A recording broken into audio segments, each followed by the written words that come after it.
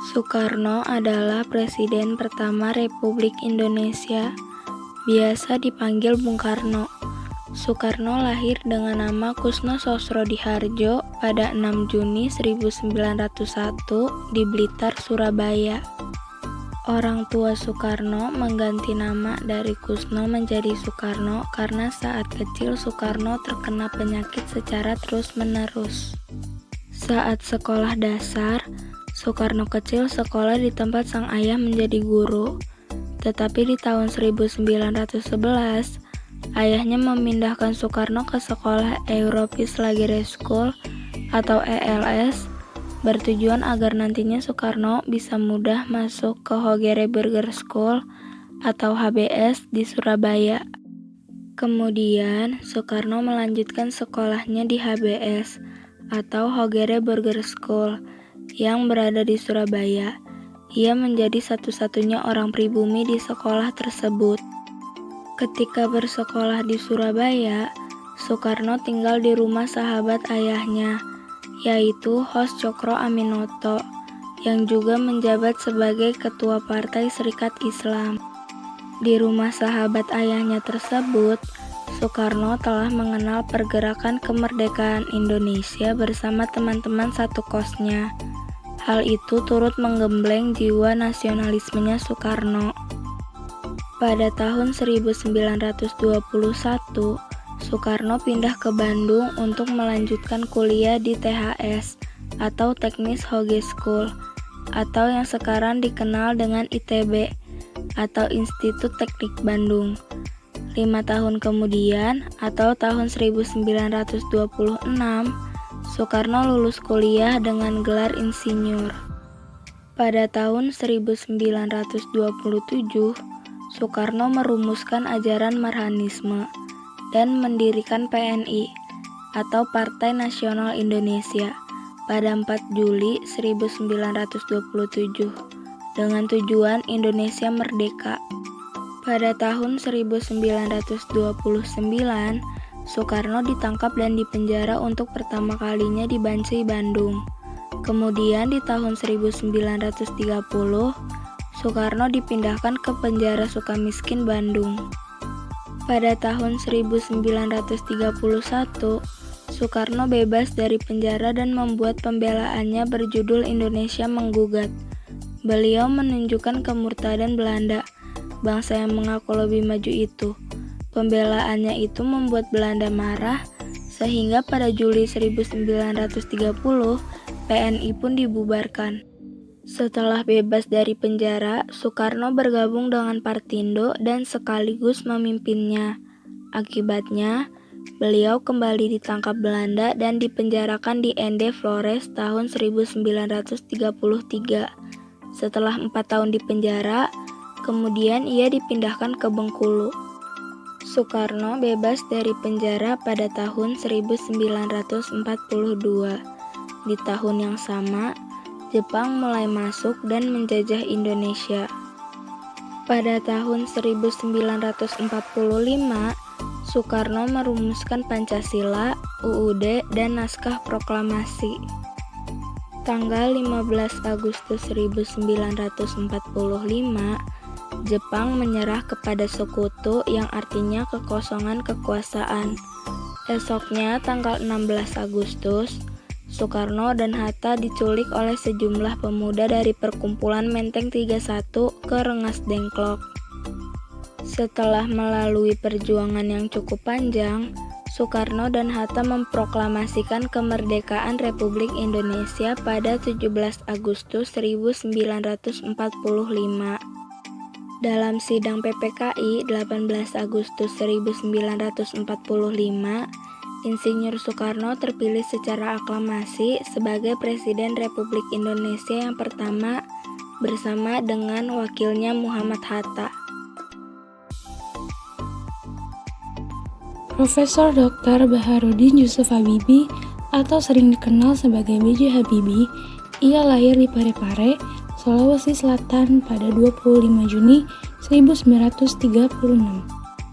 Masa kecil Habibie dihabiskan di Parepare. Habibie sudah bersifat tegas sejak anak-anak. Habibie dikenal sangat cerdas ketika masih menduduki sekolah dasar. Habibie menuntut ilmu di Government Middlebury School. Ia mendapat banyak prestasi. Setelah tamat SMA, ia kuliah di ITB, tetapi ia harus keluar dari sana karena mendapat beasiswa dari Menteri Pendidikan dan Kebudayaan untuk melanjutkan kuliah di Jerman. Ia memilih jurusan teknik penerbangan dengan spesialisasi konstruksi pesawat terbang di Rhine-Westphalen Technische Hochschule (RWTH). Ia mendapat gelar diploma Ing dari Technische Hochschule pada tahun 1960 dengan predikat cum laude. Dengan gelar insinyur, Habibie bekerja di firma Talbot, sebuah industri kereta api Jerman. Ia bekerja sebagai salah satu insinyur yang mendesain struktur atau rangka kereta api. Setelah itu, ia melanjutkan studinya untuk gelar doktor di Technische Hochschule di Fakultät für Maschinenwesen Essen. Dan pada tahun 1965, Habibie mendapatkan gelar doktor insinyur dengan penilaian summa cum laude. Lalu ia bekerja di industri pesawat terbang, MBB GmbH Jerman, sebelum memenuhi panggilan Presiden Soeharto untuk kembali ke Indonesia. Di Indonesia, Habibie menjabat sebagai Menteri Negara Ristek atau Kepala BPPT selama 20 tahun dan memimpin 10 perusahaan BUMN industri strategi. Pada 1995, Habibie berhasil membuat pesawat pertama buatan Indonesia, yaitu N250 Gatot Kaca. Setelah ditutupnya IPTN, Habibie kemudian diangkat menjadi Wakil Presiden Indonesia pada tanggal 14 Maret 1998, mendampingi Soeharto, tetapi ia menjabat hanya beberapa bulan saja hingga 2 Mei 1998. Lengsernya Soeharto pada 21 Mei 1998 membuat Habibie resmi menggantikannya sebagai Presiden RI. Habibie menjadi presiden hanya sampai 20 Oktober 1999. Dalam pemerintahannya sebagai presiden, Habibie membuat banyak keputusan penting, salah satunya membuat UU Otonomi Daerah.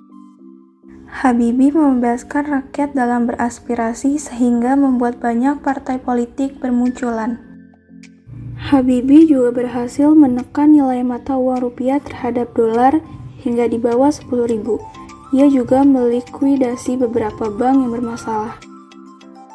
Sampai akhirnya Habibie dipaksa lengser dari jabatan Presiden Indonesia setelah sidang umum MPR tahun 1999.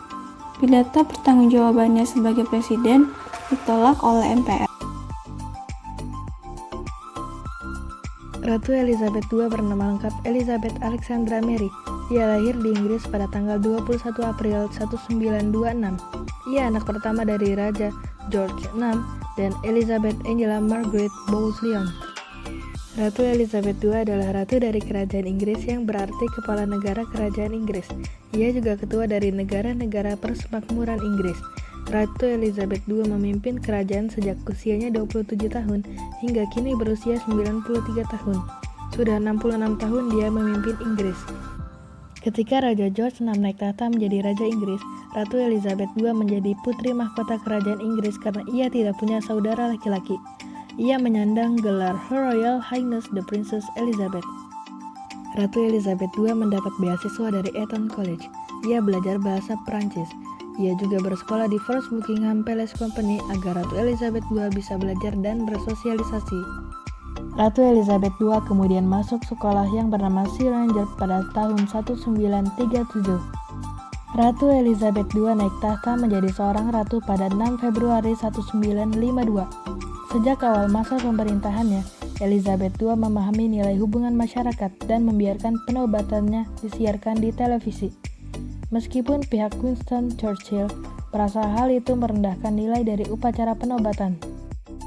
Selama 1950-an dan 1960-an, Ratu Elizabeth II sudah banyak melihat negara yang mencapai kemerdekaan dan kerajaan Inggris berevolusi menjadi persemakmuran bangsa-bangsa atau Commonwealth. Dengan demikian, Ratu Elizabeth II telah melakukan kunjungan ke negara-negara lain sebagai Kepala Persemakmuran dan Wakil Inggris.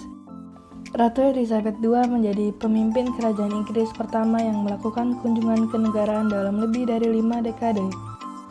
Usianya kini yang tak muda membuat banyak pihak menyarankan Ratu Elizabeth II untuk mundur dan segera memberikan tahtanya kepada Pangeran Charles.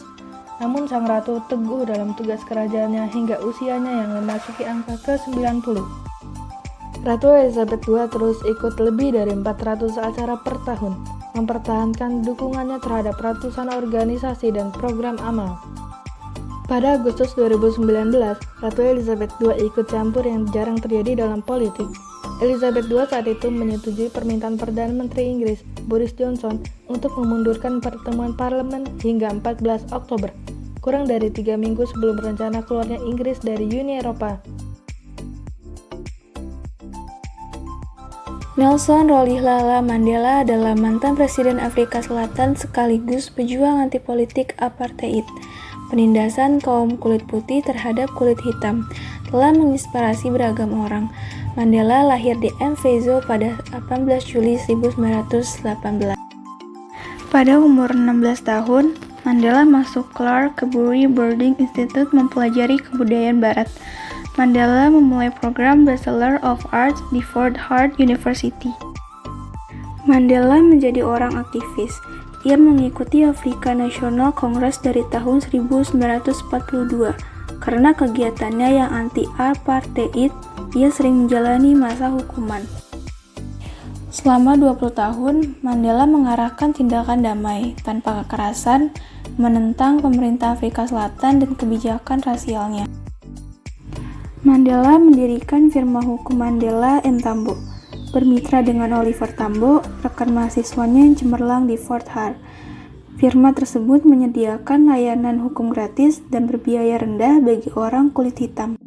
Pada 1956, Mandela dan 150 orang lainnya ditangkap atas tuduhan berkhianat.